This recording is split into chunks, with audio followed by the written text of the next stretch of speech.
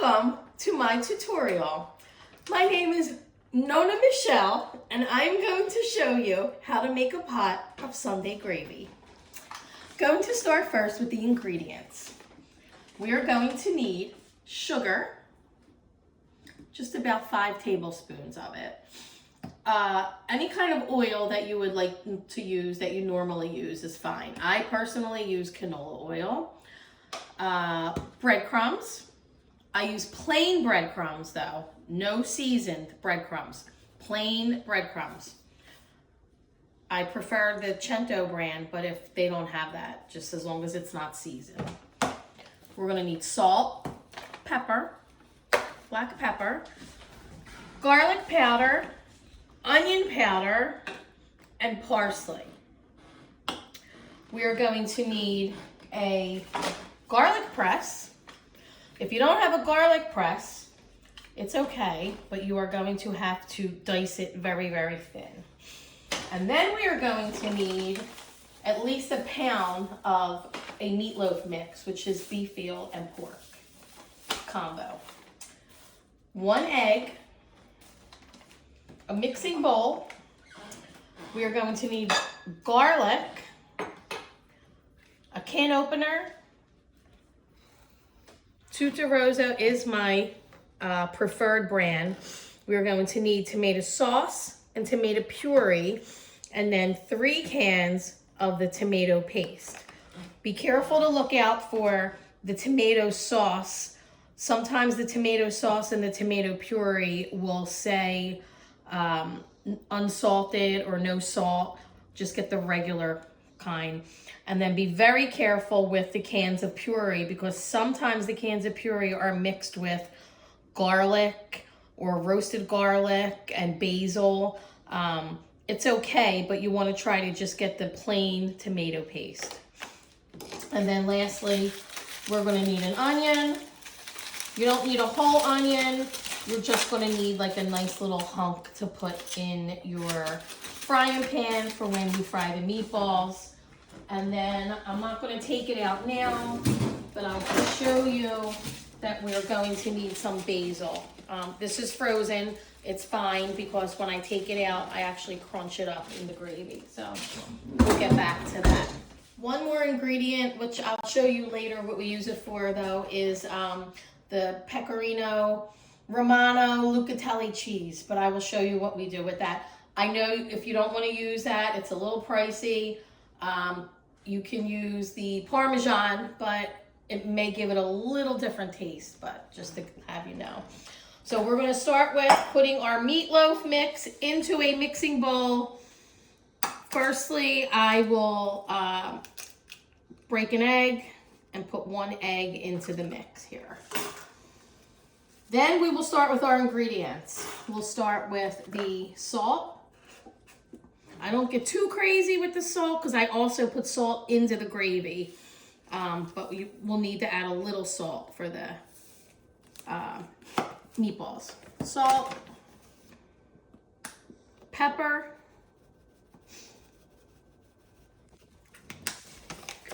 now these I go heavy on. The garlic powder, I'll go pretty heavy on the garlic powder and the onion powder and the parsley. You want to make sure you go a little heavy on this because Christina was making it and she was only adding a little bit and her meatballs were not coming out as well as mine. So then she FaceTimed me while I was making the meatballs one time, and she realized that she was not putting enough of the ingredients in there. So garlic powder, heavy garlic powder. Onion powder. Heavy on the onion powder.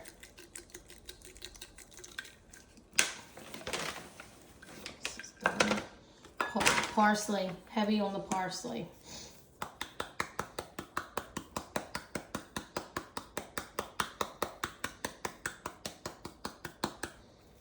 Okay.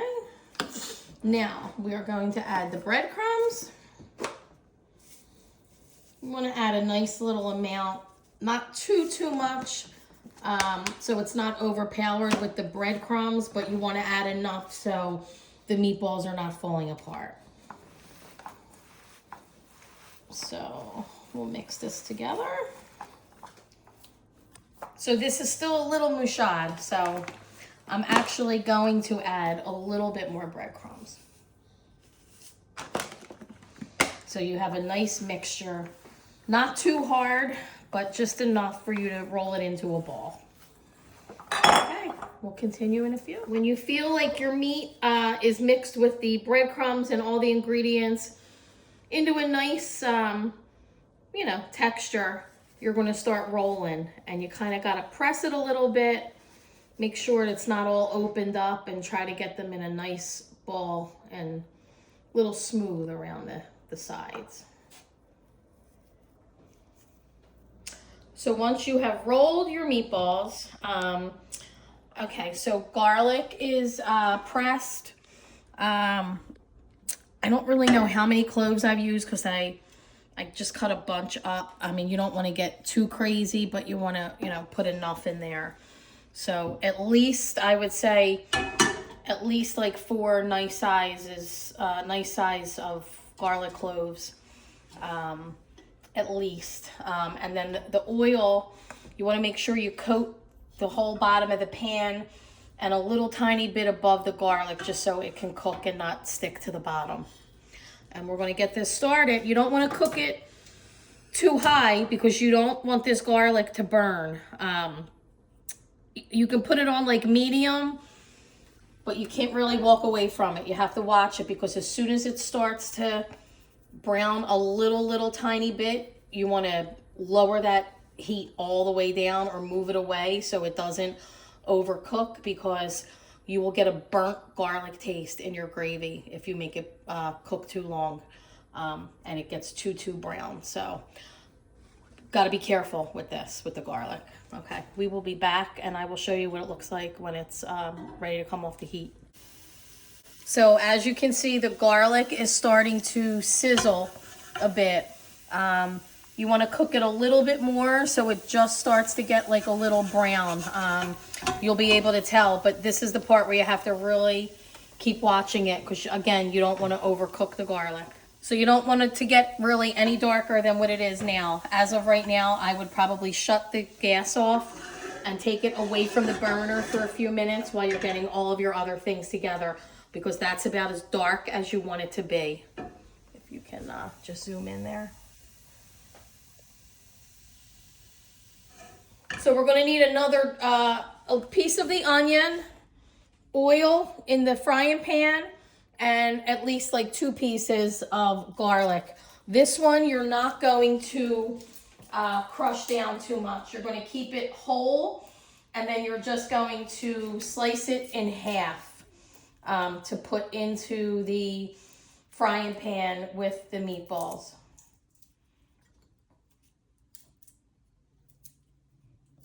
So this is what your frying pan is going to look like, with your meatballs, your piece of onion, and your sliced little pieces of garlic. You are going to fry that, not super high, because you want the insides to cook a little bit too. But the meatballs are to get like pretty brown.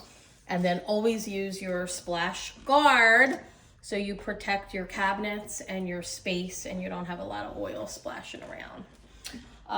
While we're doing that, we're going to come back over to the stove.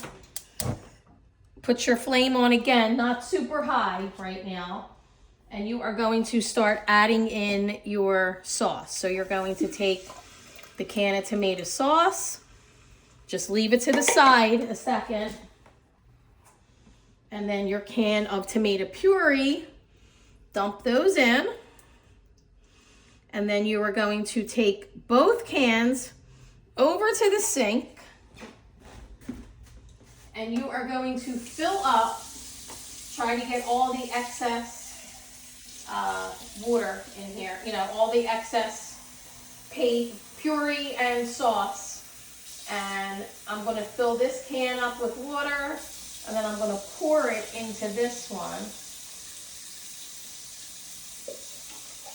And then you are going to put a whole can of water into the pot. Take it back over to the sink, because you see how it still has some sauce in there. And you're going to just swish it around. Not a lot, just swish it around and try to get all the excess off. And then you're going to fill up another half a can. So you'll put a whole can of water, try to get all the excess off in the cans, and now you're going to add a half a can in there. So that's 1 whole can of water and a half a can of water. Just checking on these meatballs here. You're going to want to turn them so they're not getting too burnt on one side. So they're just brown a little bit. I turn them, and I'm going to have them cook a little more, maybe lower the heat a tiny bit. Then we're going to move on to our cans of tomato paste. You're going to use 3 cans of tomato paste. The paste is a little difficult to get out. I usually put a knife in, swish it around, and try to drop as much as I can in. You don't have to get crazy as long as you get most of it out of the can.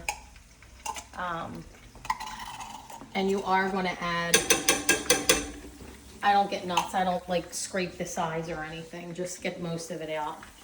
And you're going to add 3 cans of the tomato paste in there.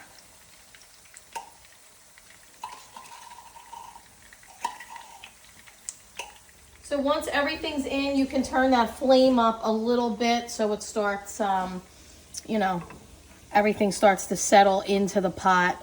If you want to give it a quick, you're not going to really be able to turn it great, but if you just want to give it a quick turn and have everything just start to mix together. And then just have that, you know, cooking and waiting for your meatballs. So the meatballs, as they're cooking, you see this is really brown. You're going to want to like turn them on their sides so every angle kind of gets browned instead of just the top and the bottom. Just, you know, the best you can. I mean, they'll cook in the gravy, but you want to get them nice and brown. So I'll like turn them. So you want to be a little generous with your salt, not too crazy. But you do want to put a nice little amount of salt in the gravy. So, okay.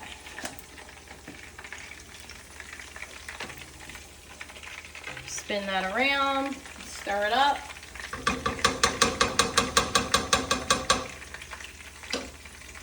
And you can, you know, you can taste it, see if it needs a little bit more.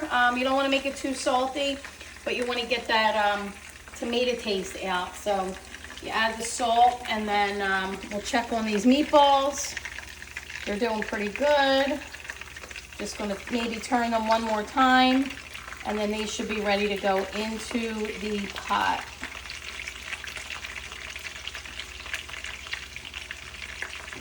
Okay, so as you can see, meatballs are ready to go into the pot, nice and browned. You're going to want to be careful they don't fall into the oil. Poke them, put them into the pot.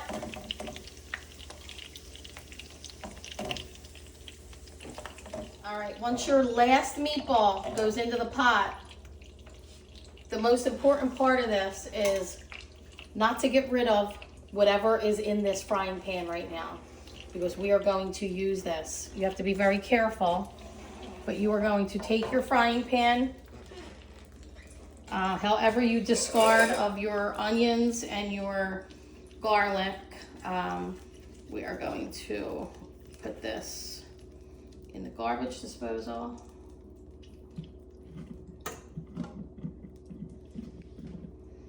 And we're going to get rid of this garlic, same way. But you want to keep the oil in the frying pan.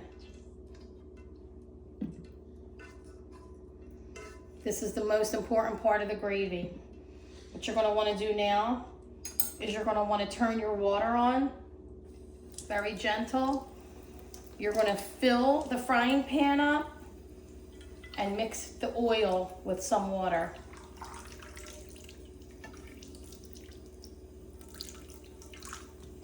And then when you're done, you're going to come back over. Just be careful you're not dripping. You're going to come back over to your pot. And you are going to pour, not all of it, you're going to pour some oil mixed with the water into this pot. I would say maybe half of it, a little less than half of it. And then just be careful.